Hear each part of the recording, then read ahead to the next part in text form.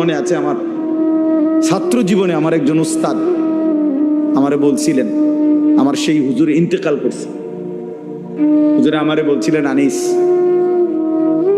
যখনই আল্লাহর কথা বলতে বসবা তো এটা মনে রাখো যে মানুষগুলোর সামনে বসছো এই মানুষগুলো তোমার বান্দাও না, তোমার উম্মত না।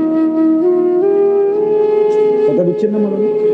এরা আমার বান্দাও না, আমার উম্মত না, এরা আল্লাহর বান্দা, রাসূলুল্লাহর উম্মত। অতএব তুমি এটা মানসিকতা এই মাথায় নিয়ে করো যে কার সামনে বলতেছে, জানতেন কেউ না, এরা আল্লাহর বান্দা, এরা রাসূলুল্লাহ সাল্লাল্লাহু আলাইহি সাল্লামের উম্মত, তোমার কেউ না এরা। তো তুমি মনে রাখো, হুজুরে বলছেন মনে রাখো যেন আল্লাহ তোমাকে বলছেন আমার বান্দাদেরকে আমার কথাটা বলো, যেন রাসূলুল্লাহ সাল্লাল্লাহু আলাইহি সাল্লাম বলছেন আনিস আমার উম্মত এরা, এদেরকে আমার কথাগুলো বলো। যেন শ্রোতার প্রতি কদর থাকা চাই, কদর থাকা চাই। এই জন্য চলেন ভাই আমরা প্রত্যেকে ইনশাআল্লাহ, আজকের জন্য না, সব সময় এই একটু যদি আন্তরিক হইতো মুসলমানের জিন্দেগি আরো সুন্দর হতো। বছরে 52 সপ্তাহ, এক বছরে মোট হাতে ধরা যে মোবাইলগুলো এগুলো নামায় ফেলেন, ভালো হবে। আপনি এমনি শুনেন দোস্ত, হাতে ধরা যে মোবাইলগুলো এগুলো নামায় ফেলেন।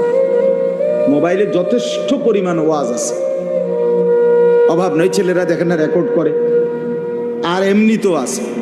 এখন আমরা আসছি কষ্ট করে, আপনারাও আসছেন কষ্ট করে, সামনাসামনি শুনেন, একবার চোখের দিকে তাকাই, বরকত হয়। চোখের একটা আসর আছে প্রত্যেকের, প্রত্যেকের মানে চোখ মানুষের পুরা দেহ বদলায়। দেহের মধ্যে নারীর প্রতি, ভিন নারীর প্রতি চোখ পড়লে সারা দেহের মধ্যে কি হয়, অনুভূতি ভিন্ন রকম।